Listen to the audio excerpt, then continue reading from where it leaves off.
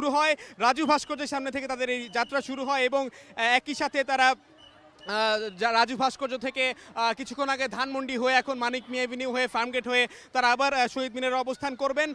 আমরা এখানে দেখতে পেরেছি ঢাকা বিশ্ববিদ্যালয়ের শিক্ষার্থীরা ছাড়াও এখানে ঢাকা বিশ্ববিদ্যালয়ের শিক্ষার্থীরা ছাড়াও এই শহীদি মার্চে অংশ নিয়েছেন বেসরকারি বিশ্ববিদ্যালয়, স্কুল ও মাদ্রাসার শিক্ষার্থীরা। আপনারা দেখতে পাচ্ছেন যে বিপুল পরিমাণের শিক্ষার্থীদের একটা অংশগ্রহণ রয়েছে এই শহীদি মার্চে।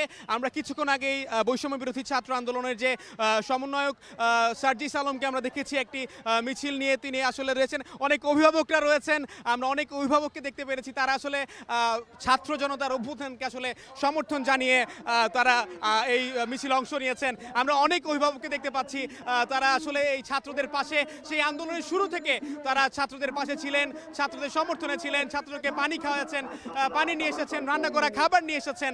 তাদেরকে আমরা শুরু থেকে দেখেছি যে একটা নতুন বাংলাদেশ বিনির্মাণে তাদের যে অবস্থান ছিল সেটা কিন্তু আসলে বলার বাইরে। আমরা এখানে স্কুল কলেজের শিক্ষার্থী থেকে শুরু করে সবাইকে দেখতে পাচ্ছি। আপনারা দেখতে পাচ্ছেন যে একটা জনস্রোত সৃষ্টি হয়েছে আসলে এই মানিক মিয়া এভিনিউ প্রাঙ্গণের মধ্যে, এবং এই জনস্রোতটা ফার্মগেট হয়ে তারা আসলে রাজু ভাস্কর্য হয়ে তারপর শহীদ মিনারে গিয়ে আসলে শেষ হবে, আমরা এমনটাই জানি।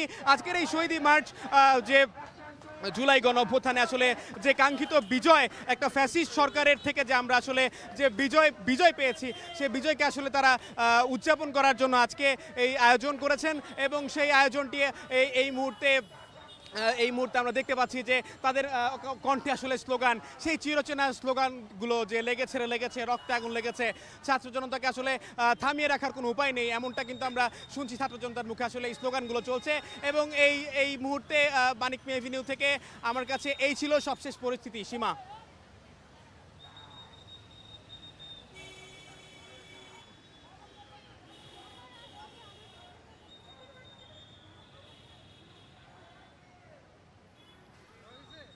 দেখছেন ভাই 21 বাজে ইউটিউব লাইভ, মানে আমি এমনিই থাকবো। লোক আসে ভাই, লোক আসে, লোক আরো অনেক আসতেছে ইউটিউবের জন্য। তাহলে আমার রেডি, মানে আমি কি লাইনে থাকবো? ওকে, লাইনে আছি।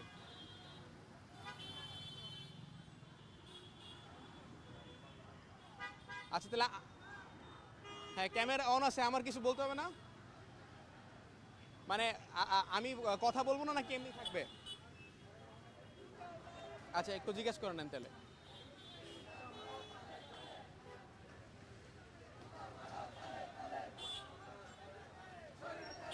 ওকে ঠিক আছে।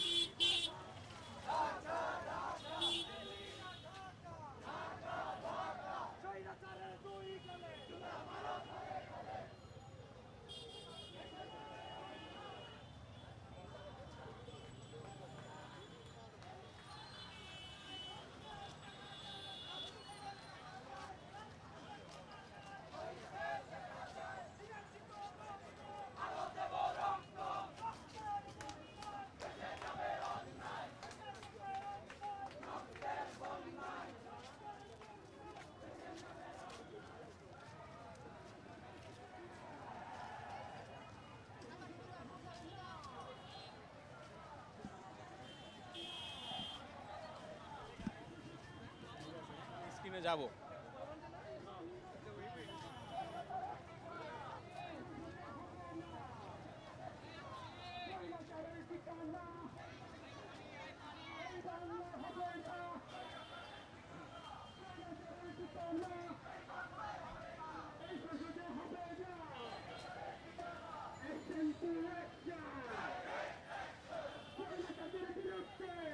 দর্শক, জুলাই গণ অভ্যুত্থানের 1 মাস উপলক্ষে বৈষম্য বিরোধী ছাত্র আন্দোলনের শহীদি মার্চ চলছে। আপনাদের সবাইকে এটিএন বাংলার ইউটিউব চ্যানেলে আপনাদের সবাইকে স্বাগত জানাচ্ছি। আমি মাজহারুল হক মজির। আপনারা দেখতে পাচ্ছেন যে মানিক মিয়া এভিনিউতে এই মুহূর্তের অবস্থান। তারা ঢাকা বিশ্ববিদ্যালয়ের রাজু ভাস্কর্য থেকে যে একটি গ্রুপ, তারা আসলে শহীদি মার্চ করছেন রাজধানীর ঢাকা বিশ্ববিদ্যালয় থেকে, তারা ধানমন্ডি থেকে এখন মানিক মিয়া এভিনিউ হয়ে তারা ফার্মগেট হয়ে তারপরে হচ্ছে রাজু ভাস্কর্য হয়ে তারপর শহীদ মিনারে গিয়ে তাদের আজকের এই শহীদি মার্চ শেষ করবেন। এমনটাই আসলে আমরা জানতে পেরেছি বৈষম্য বিরোধী ছাত্র আন্দোলনের অন্যতম সমন্বয়ক সার্জিস আলম, হাসনাত আব্দুল্লাহ সহ আর অনেকের কাছ থেকে আমরা কিন্তু মানিক মিয়া এভিনিউতে আসলে দেখেছি যে সমন্বয়ক যিনি রয়েছেন কেন্দ্রীয় সমন্বয়ক সার্জিস আলম, হাসনাত আব্দুল্লাহ সহ আরও অনেককে আমরা দেখতে পেরেছি তারা আসলে মিছিল নিয়ে গেছেন। আমরা একটি প্যালেস্টাইন ফিলিস্তিনের একটা বিশাল একটি পতাকাকে আমরা দেখতে পাচ্ছি যে ছাত্র জনতা আসলে একসাথে করে নিয়েছেন। এটা আসলে আমি যদি একটু জানতে চাই যে আসলে আপনি আসলে হাঁটতে পারছেন না, কিন্তু আপনি কিভাবে দেখছেন এই আসলে ছাত্রদের অভ্যুত্থানে শহীদ এবং যারা আহতের ভিতরে আমি একজন আহত, এজন্য আমি মনে করলাম যে একটু কষ্ট হইলেও আসি। আপনি কি এই আন্দোলনে আহত হয়েছেন? হ্যাঁ, 18 জুলাই প্রথম আহত হয়ে উঠে 18 জুলাই এই পিকেটিং এ আহত হয়েছে। হ্যাঁ, আহত হয়েছিলেন কি করেন মোহাম্মদপুরে। আমি একজন ব্যবসায়ী, ইলেকট্রনিক ব্যবসায়ী, ইলেকট্রনিক্স ব্যবসা করেন আপনি। এই আন্দোলনে আসলে এখন আজকের দিনটা কিভাবে দেখছেন? আজকের দিনটা সহমত এবং আমার কাছে খুবই আনন্দ লাগতেছে যে আমার যেসব ভাইরা শহীদ হয়েছে, যারা আহত হয়েছে, তাদেরকে এখনো মানুষ স্মরণ করতেছে। আগামী তো স্মরণ করে যেন দীর্ঘদিন যাবত, এই আশা থাকবে আমার কাছে। অসংখ্য ধন্যবাদ। আমরা আসলে একজন ভাইকে দেখলাম যিনি এই আন্দোলনে গত 18 জুলাই তিনি আসলে তার এই পিকেটিংয়ের কারণে তিনি আসলে আহত হয়েছেন এবং এই আহত অবস্থায় তিনি এই আন্দোলনে অংশ নিয়েছেন। আমরা অনেক মাদ্রাসা শিক্ষার্থীদেরকে দেখতে পাচ্ছি যে আপনি কোন জায়গা থেকে আসছেন? জি, আমি মিরপুর কলেজ থেকে আসছি। মিরপুর কলেজ থেকে আসছেন। এই যে আসলে ছাত্র জনতার অভ্যুত্থানকে আপনারা আসলে কিভাবে দেখেন? আমরা এটাকে ভালোভাবেই দেখি এবং আমরা মনে করি যে এই অভ্যুত্থানের ফলে আমরা নতুন একটা বাংলাদেশ পেয়েছি এবং আমরা চাই যে আমরা একটা বৈষম্য বিরোধী এবং একটা বৈষম্য ছাড়া আমরা একটা বাংলাদেশ দেখতে চাই আর কি। জি, ধন্যবাদ। অসংখ্য ধন্যবাদ। দর্শক, নানা শ্রেণী পেশার মানুষ আমরা দেখতে পাচ্ছি যে এই ছাত্র জনতার যে আজকের এই আয়োজন শহীদি মার্চ, সেই শহীদি মার্চে তারা অংশ নিয়েছেন। আমরা অনেক অভিভাবককে দেখতে পেয়েছি, আমরা অনেক রিক্সা চালককে দেখতে পেরেছি, আমরা অনেক পানিওয়ালাকে দেখতে পেয়েছি। তারা আসলে আজকের মতো দিনেও তারা আসলে অংশ নিয়েছেন, এই শহীদি মার্চে অংশ নিয়েছেন, ছাত্র জনতার এই আন্দোলনকে সমর্থন জানিয়ে অংশ নিয়েছেন। এটা আসলে বাংলাদেশের ইতিহাসে এক বিরল একটা দৃষ্টান্ত, যেই বৈষম্য বিরোধী ছাত্র আন্দোলনের ব্যানারে একটি ইতিহাস বদলে দেওয়ার মতো আসলে একটি ঘটনা।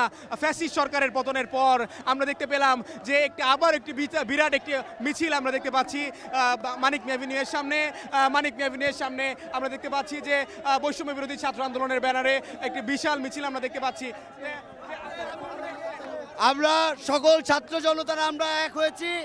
আমরা চাই এই ফ্যাসিস্ট হাসিনা দীর্ঘ 15 বছর যে স্বৈর শাসক যে গণহত্যা চালিয়েছে, সেই গণহত্যার বিচারের দাবিতে আজ 5ই আগস্ট শহীদ ভাইদের রক্তের বিচারের দাবিতে আমরা মাঠে নেমেছি। দর্শক, আমরা দেখতে পারলাম যে আসলে ফ্যাসিস্ট সরকারের যিনি আসলে প্রধান ছিলেন শেখ হাসিনা, তিনি তার বিচারের দাবিতে, তার ফাঁসির দাবিতেও কিন্তু তাদের একটা আন্দোলন আমরা দেখতে পাচ্ছি। এই ছাত্র জনতার এই আন্দোলনে আমরা আসলে তাদেরকে দেখতে পাচ্ছি যে তারা আবার একটা দাবি তুলছেন যে ফ্যাসিস্ট সরকারের যিনি প্রধান শেখ হাসিনা তার আসলে ফাঁসির দাবি তারা করছেন এবং 24-এর যারা দালাল রয়েছেন তাদেরকে হুঁশিয়ার সাবধান করে তারা স্লোগান দিচ্ছেন। মানিক মিয়া এভিনিউতে আসলে পর্যায়ক্রমে একের পর এক এরকম মিছিল আসতেই আছে।